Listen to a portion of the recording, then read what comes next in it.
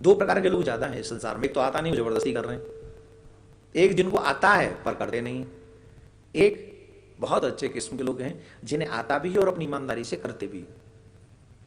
ऐसे लोग बहुत प्रिय होते हैं भगवान को। ऐसे लोग प्रिय होते हैं भगवान को, क्यों होते हैं? कि वो अपनी ईमानदारी के साथ। तो हमको ऐसा ही बनना चाहिए। एक व्यक्ति गुरु नानक देव जी के पास में गया। गुरु नानक देव जी हमेशा कुछ अच्छी बातें पूछा करते थे। सबसे पहला एक ही क्वेश्चन होता था, भजन करते हो कि नहीं? यही पूछा करते थे सबसे, भजन करते हो, भजन करते हो? कहते हाँ करते हैं, थोड़ा बहुत कर लेते हैं। एक व्यक्ति गया, और जब वो व्यक्ति गया तो नानक देव ने पूछा उनसे, तुम काम क्या करते हो? प्रश्न एकदम अलग था। औरों से प्रश्न करते थे तुम भजन करते हो, अधिकांश प्रश्न यही होता था। गुरुजन हमेशा तुम्हारे भजन के संदर्भ में तुमसे पूछना चाहते हैं, और हम ये चाहते हैं कि गुरुजी भजन के बारे में पूछें। ये भी तकलीफ है। हम नहीं चाहते कि गुरुजी हमारे भजन के बारे में पूछें, हम चाहते हैं कि गुरुजी हमारे काम के बारे में पूछें, कैसा चल रहा है, तो हम अपना शुरुआत करें कि भाई ठीक नहीं चल रहा है। तो गुरुजी ने पूछा नानक देव जी ने, तुम्हारा भजन कैसा चल रहा है, तुम्हारा काम कैसा चल रहा है, उससे पूछा। तो एकदम अचंभे में पड़ गया, भजन की पूछने की बजाय काम की पूछ रहे हैं। बोले हाँ मालिक ठीक चल रहा है। बोले काम क्या करते हो, काम क्या करते हो? दूसरा प्रश्न था, कपड़े का काम। तो गुरुदेव ने कहा कि ठीक है जाओ काम करो, आज के बाद सत्संग में मत आना। पूछा क्यों, क्या हो गया? बोले तुम सत्संग में आके भी झूठ बोलते हो, तुम सत्संग में आकर भी अगर सुधरना नहीं चाहते तो तुम्हारे सत्संग में आने का लाभ क्या? भाई अगर आप सत्संग में जाओ और सत्संग में जाकर भी न सुधरो, अच्छा सभी सुधरेंगे? बताओ सब सुधरेंगे हैं?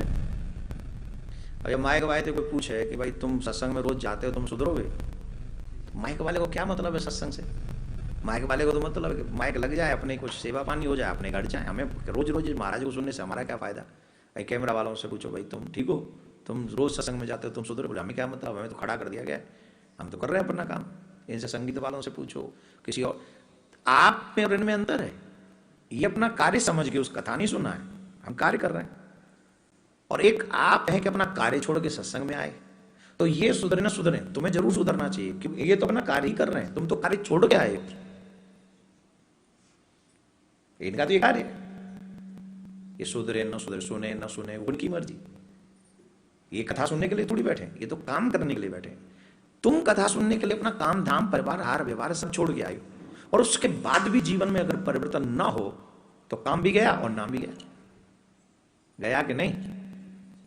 इनका काम तो नहीं गया, कम से कम इनकी दक्षिणा तो इनको मिल ही जाएगी। तुम्हें क्या मिलेगा जब तुम सुधरे ही नहीं सत्संग में जाके? तो जो सत्संग में जाके भी सुधरना नहीं चाहते, किसी काम के नहीं। बोले तुम झूठ बोलते हो। बोले मैंने क्या झूठ बोला है? बोले आपने सच क्या बोला है? तुम झूठ से पैसा कमाते हो। बताओ तुम कपड़े का काम करते हो? बोले हाँ। कितना मार्जिन रखते हो? बोले 20%। बोलिए ठगी नहीं है? 100 रुपए की चीज पे तुम 20 रुपए एक्स्ट्रा ले रहे हो, ठगी नहीं है? हमारे यहाँ शास्त्रीय विधान ये कहता है कि अगर कोई चीज तुम खरीदते हो, बिजनेस करते हो, 2, 4, 5% ज्यादा से ज्यादा उस पर तुमको मार्जिन रखना चाहिए, इससे ज्यादा नहीं। वो व्यापार है। 5% से ऊपर जो काम करते हैं वो चोरी है। और आजकल कितने लोग चोरी कर रहे हैं? बिजनेस कितने लोग कर रहे हैं? बताओ, बिजनेस कर रहे हैं कि चोरी कर रहे हैं? 1 रुपए की चीज को 1.5, 2 रुपए में बेच देते हैं। ये डाका नहीं है कि नहीं? जवाब दो। और ये काम वो भी कर रहे हैं जो सत्संग में जाते हैं। तो नानक बाबा ने कहा अगर हमारी कुछ बात मानो तो हम तुमसे कहें, तब तुम सत्संग में बैठ सकते हो। बोले क्या बात माननी है? बोले पहली बात, कभी झूठ नहीं बोलना, पहली शर्त है। अब तो बोले बाबा कमाल करते हो, हम अगर बिजनेस में झूठ नहीं बोलेंगे तो हमारा बिजनेस नहीं चले। बताना पड़ता है, उल्टा सीधा बताना पड़ता है कि हमने तो इस पर 10 रुपये ही कमा रहे हैं, 15 रुपये ही कमा रहे हैं, तब जाके लंबा चौड़ा थोड़ा मिलता है हमको। आप कह रहे हो झूठ नहीं बोलना, तो झूठ नहीं बोलेंगे तो काम ही नहीं चलेगा। बोले नहीं, पहली शर्त यही है कि तुम झूठ नहीं बोलोगे। सत्संग में सबसे ज्यादा महात्मा किस चीज का समझाया जाता है बताइए? हमारे जीवन में सत्य कितना है? और फिर ये कहते हैं कि फल नहीं मिल रहा। सबसे ज्यादा जोर दिया जाता है सत्य पर, सबसे ज्यादा, और वो सत्य हमारे जीवन से गायब है। न कल्याण की चिंता है, न परमात्मा का डर है, न सत्य के प्रति निष्ठा है, वही गायब है जीवन में से।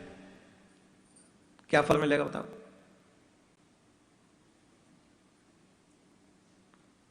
भगवान को सत्य प्रिय है, गुरु को सत्य प्रिय है, अच्छे लोगों को सत्य प्रिय, और भी तो बात छोड़ दो, चोरों को भी सत्य प्रिय है। चोर भी जब किसी से बात करते बोले मुझसे सच बोलना, कहते कि नहीं? क्या बोलना? तू चोर, और अपेक्षा क्या रख रहा है? मुझसे सत्य बोलना। मतलब चोरों को भी सत्य प्रिय, चाहे खुद ही झूठ बोले। तो कितना प्रसिद्ध है सत्य, है कि नहीं प्रसिद्ध? तो संत नानक देव जी ने कहा नहीं, सत्य बोलोगे तो बात करें, नहीं तो नहीं, वचन दो के कम से कम एक महीने सत्य बोल के देखो।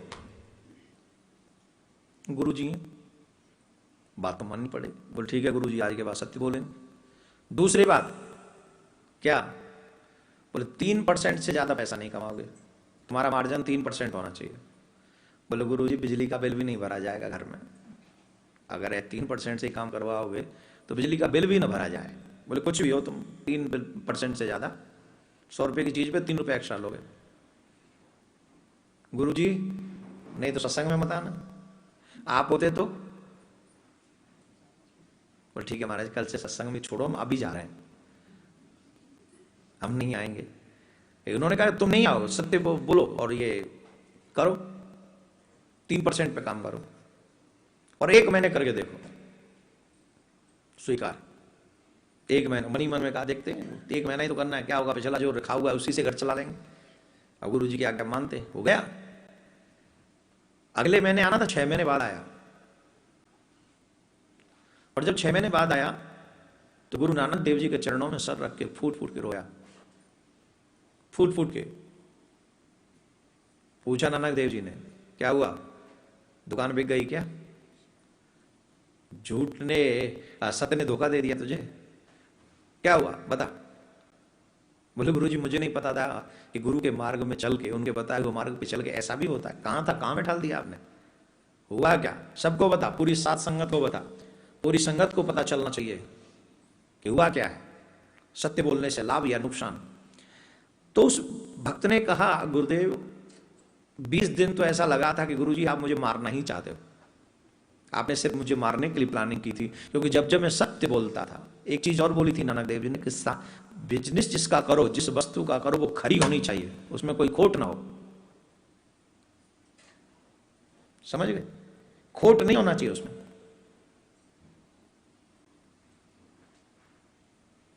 बोले आपने जो कहा 20 दिन तो ऐसा कि कोई ग्राहक ही नहीं रुकता था, दुकान पे आते ही नहीं थे, आके चले जाते थे, छोड़ के चले जाते थे। लेकिन जब 20 दिन बाद लोगों ने मेरी दुकान की वस्तु की और दूसरों की वस्तु की जब बराबरी करना चाहा, कंपैरिजन करना चाहा, तो पता चला कि वो लोग महंगी चीज दे रहे हैं और मैं सस्ती दे रहा हूं। पता चला कि वो लोग बेकार चीज दे रहे हैं, मैं मजबूत खराब ने कहा था तो वो मैं खरी चीज दे रहा हूं। महाराज ऐसा तांता लगा है, ऐसा तांता लगा है, मैं दुकान पे जाता नहीं, उससे पहले ग्राहक खड़े रहते और सब लेना चाहते हैं सामान। और अब एक और अच्छी बात है, अब मुझे मोल भाव नहीं करना पड़ता। एक बार जो बोल देता हूं, सबको पता है कि 3% मार्जिन लेता है, तो वो अपने आप ही उतना दे देते हैं, उन्हें पता है कि इसमें रिटर्न कुछ होने वाला नहीं। महाराज पहले सामान कम बिकता था, पैसा ज्यादा आ जाता था, अब सामान ज्यादा बिकता है, पैसा उससे भी ज्यादा आता है।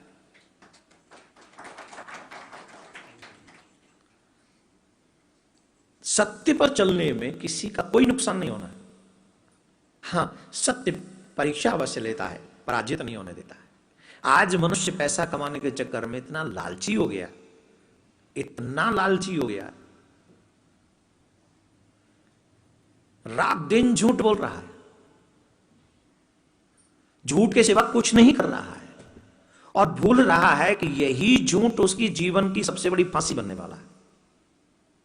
किससे झूठ बोल रहे हो? हमसे बोलो, बोलो ना, कितने दिनों और बोलोगे? लेकिन एक दिन क्या होगा, जब तुम्हें तुम्हारे झूठ का जवाब देना पड़ेगा, तब क्या? इसीलिए हम सब लोगों को भगवान की कथाओं में मन लगाना चाहिए, पुराणों की बातों को ध्यान से सुनना चाहिए, जिससे हम वो सीख सकें जिसके लिए हमें मनुष्य बनाया गया।